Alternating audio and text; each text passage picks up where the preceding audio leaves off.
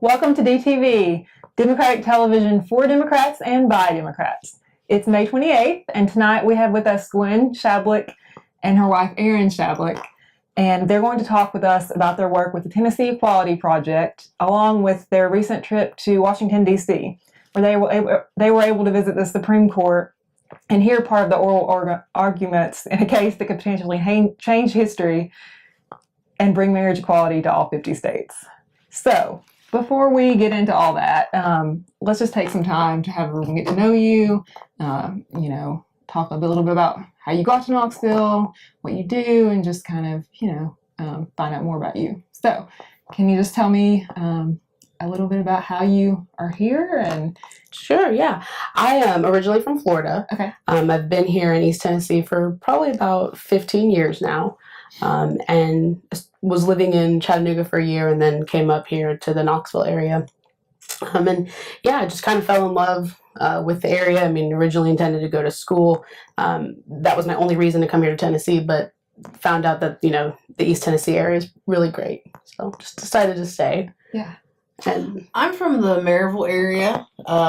My parents were in the military, but we settled here when I was 11, so I'm from Maryville. I went away to school in North Carolina for a couple of years, but came back here. I just, love it here. It's home. And I work as a customer service representative for a large company here in the Knoxville, Tennessee area. And that's a little bit about me. Knoxville is definitely a great town. I kind of had the same experience. I went away and found out I missed it and came back. So I completely understand. Well, how did you two meet? Well, we met online. Really wasn't, looking for anything. But I met Gwen and we started talking and started hanging out and started dating and fell in love with each other and we got married just shy of 2 years ago in New York City. Wow. So that's been awesome. We've been together almost 8 years, but been married just short of 2. That's a long time. Yeah. It's impressive these days. Yeah, no, relationships that are fly by night. Yeah, no, I mean, we have a really great relationship. We work together. We have our name is Team Cute Boots. So we work together as a team. Yeah. How did you come up with that? Well, I read in an article someplace that families that have a team dynamic, so like, your family might have like a team name and it really helps with identity and unity, and I thought that would be a good idea for us, so we kind of came up with a goofy name and it's kind of like our mantra and it's like your brand. Yeah. It's our brand and we'll just do it. Team Cute Boots Adventure. Yeah. I love it. I've seen some of your pictures and I think that's a really great idea, but I didn't know the meaning behind it. So that's very cool. Yeah. So you got married in New York City. Mm-hmm. Where did you get married? We got married in Central Park. Oh, that's funny. Yeah. We decided, obviously, we had talked about getting married, and at the time, we couldn't get married in Tennessee.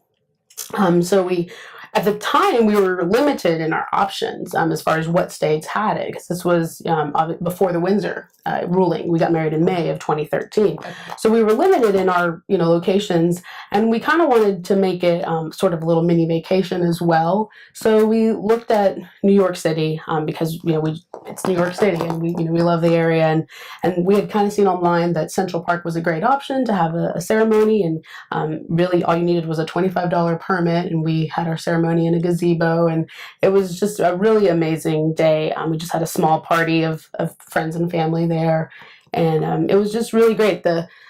The city, even though it was so big, we felt so small.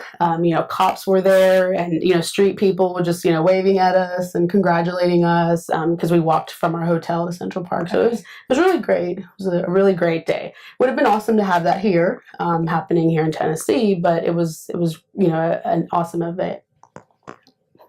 That sounds really exciting. Yeah. Really cool. Yeah, it was a lot of fun. Yeah. I would, like you said, I felt this city that has millions and millions of people, I felt like it was just us because everyone was looking at us and, somebody like drove down a major thoroughfare, like yelling out, "I support gay marriage," just like walking to the venue. So I mean, I don't know, we felt a lot of love, and it just was a great experience. It sounds like a really positive experience. It really was. It really was. Why was it so important for you to I guess, go and make it official? I mean, Well, obviously, it just affirmed our commitment to each other, and I didn't think I'd feel different, but marriage feels different. Definitely. I mean, I just have kind of a peace about it, and that's not to say things are hunky dory all the time, that you don't have to work at it, and I'm not saying that at all, but it's comforting to know that I have someone that is with me no matter what.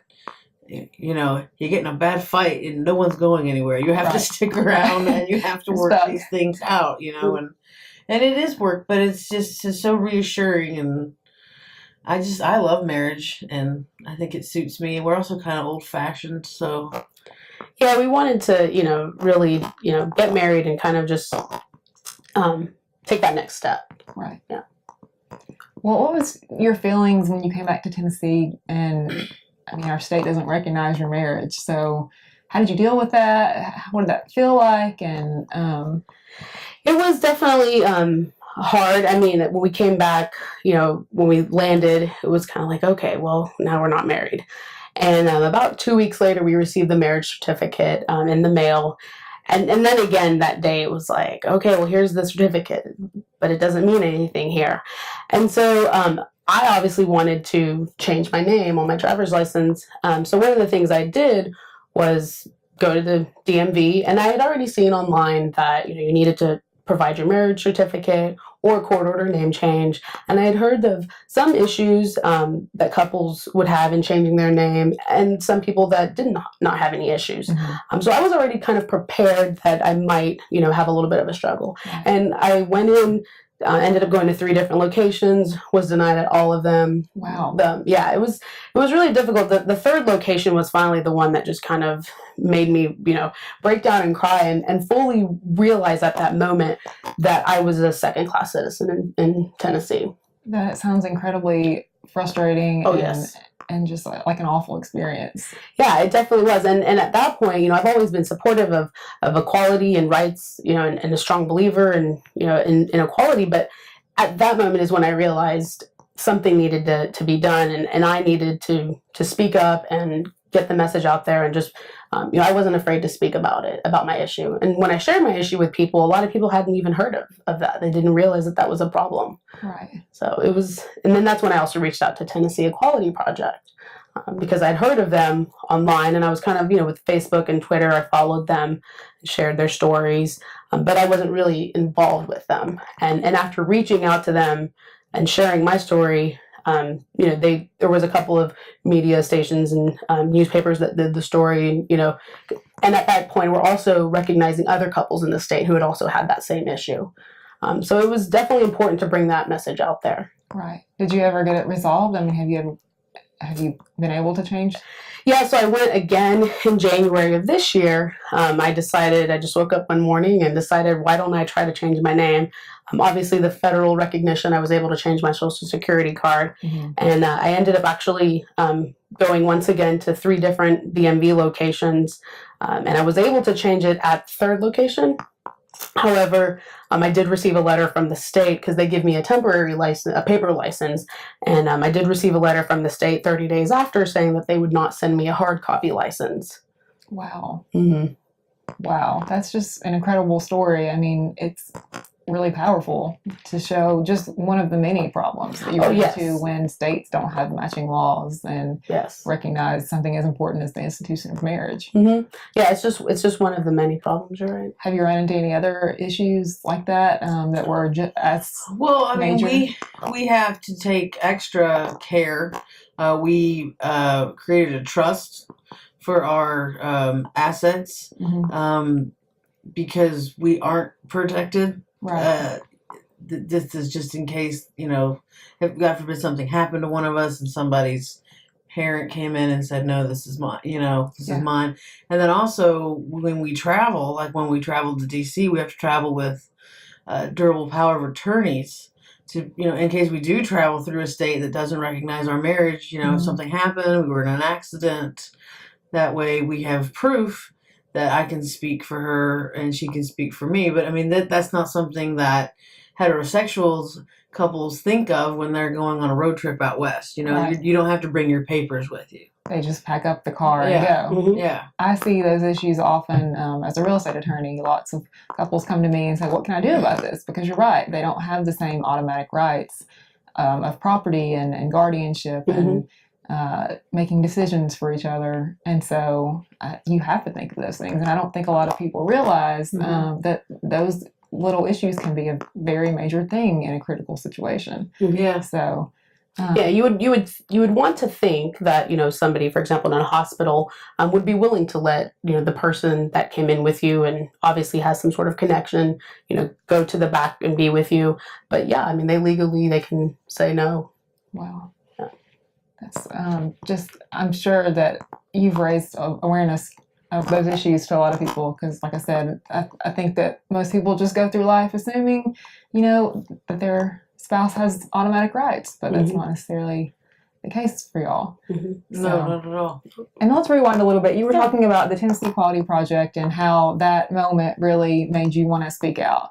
And the Tennessee Equality Project is a public policy organization that seeks to advance and protect the rights of lesbian, gay, bisexual, and transgender people and families in Tennessee. Is that right? That was off their website. Yeah, no, that's definitely. Give everybody a little bit of knowledge and background about what that organization is. But tell me about y'all's involvement. I know that you have done some work with them and kind of just what got you interested, what you do, and kind of more about the organization. Sure, yeah. They've been around for about 10 years. I believe 2004 is when they formed.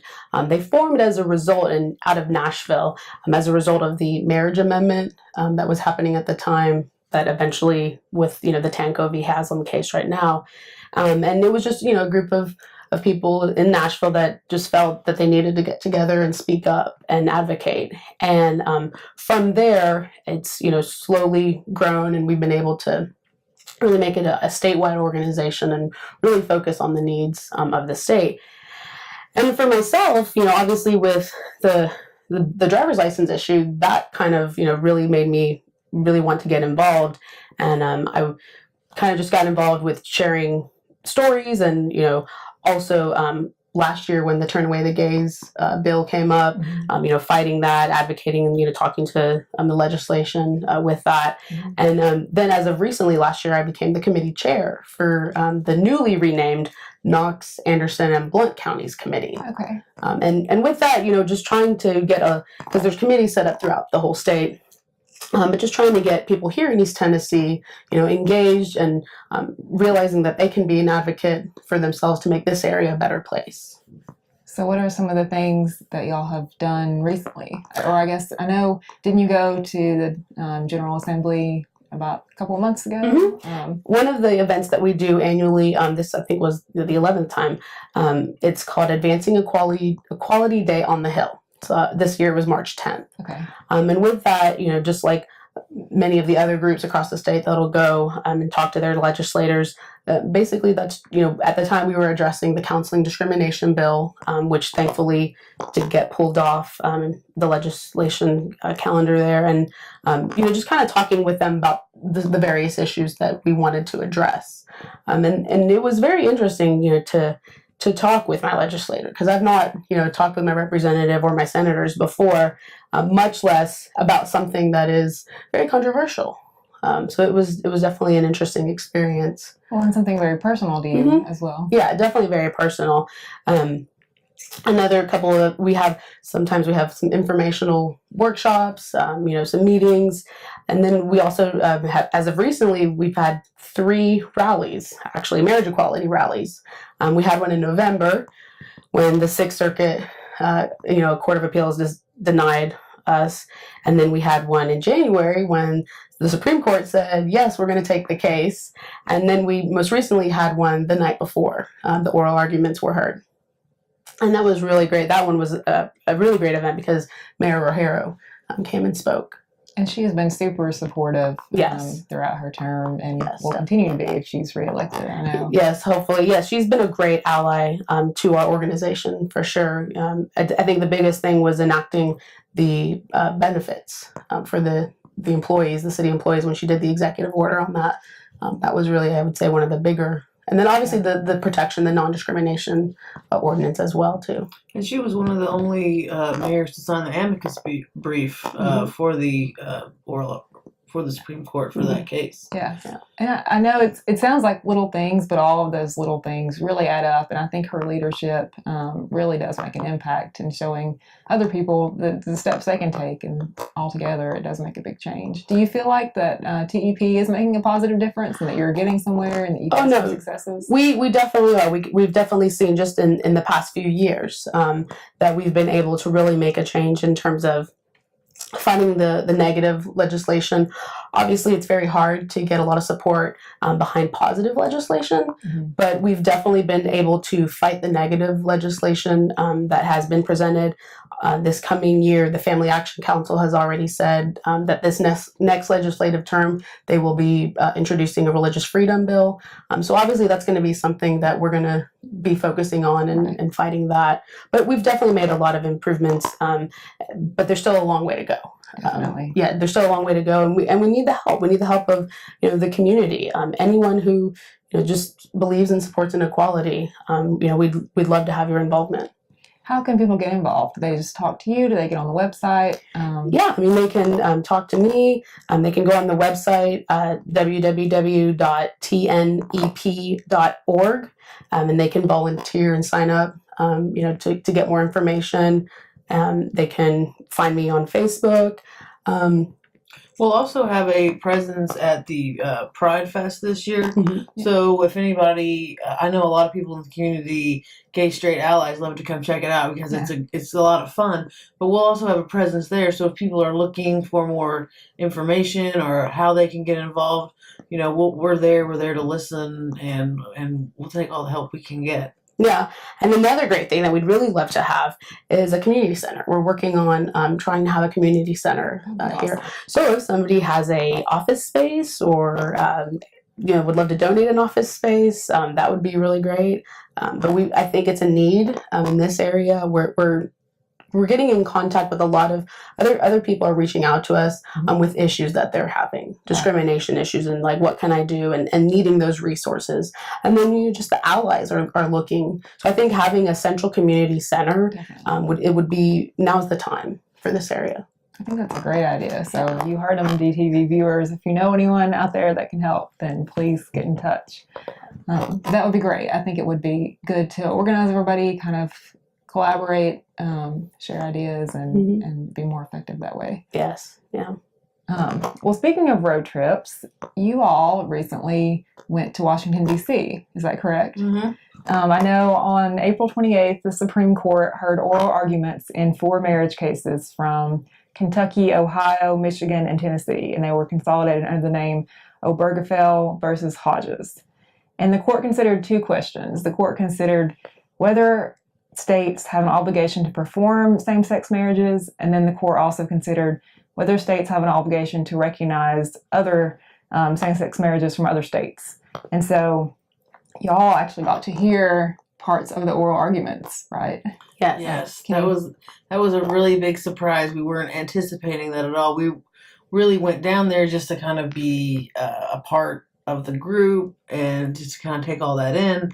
But we were fortunate enough to be able to enter into the Supreme Court. We were able to, I believe, listen for about 5 minutes to the oral arguments, and it was just amazing. Just amazing to be in there, and just the respect for the Supreme Court, is overwhelming. And then to go in there and realize that you're experiencing history was just a great experience, an overwhelming experience. I recommend it highly. It is a very. I went once to DC, but not for anything historic, and it is a very powerful experience just to be there. So I can imagine. Yeah. For such a historic case that is widely expected to overturn, the current laws, then I think that's just awesome that you were a part of it. kind of vibe did you get when you were there, just from the people, the atmosphere? What was something? It was electric.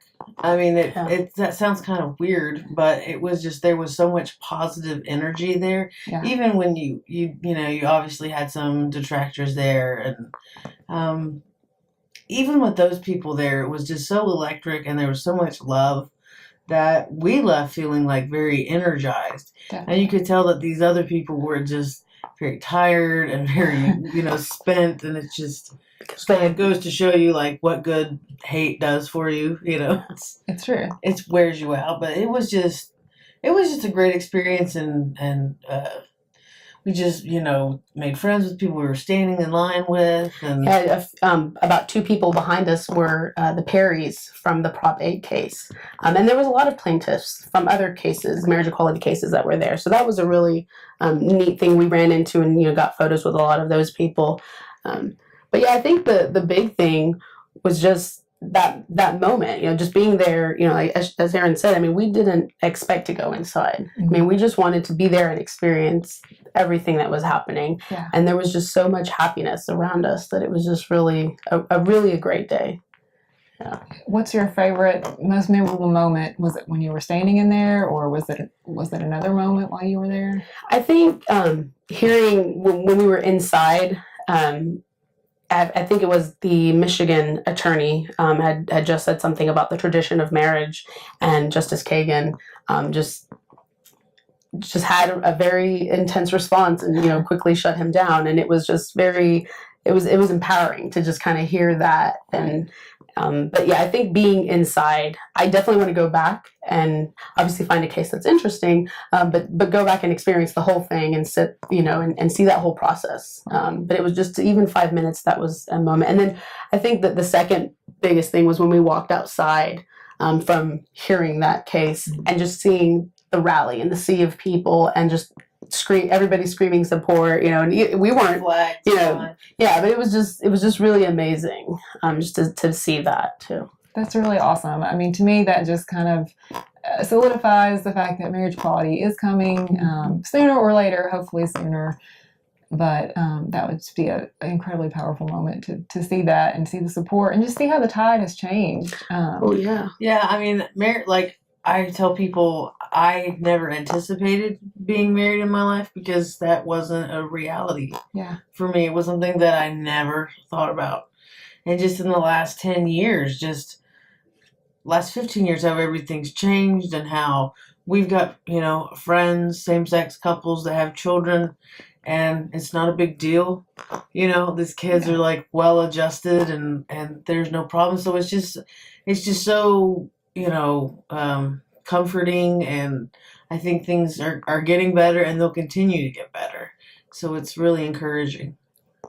Yeah, and I think the big thing too is just to, even though marriage equality is hopefully coming, I think the big thing also is just to recognize that it's not going to be a solution. Mm-hmm. There's still going to be a lot of work that needs to happen, not just regarding protections for married couples, but also, trans rights, housing, federal housing protection, workplace protection, adoption protection. I mean, there's so many, there's a lot of things that are still going to be needing to be worked on, and the marriage equality won't be the solution, but it'll definitely be a great step.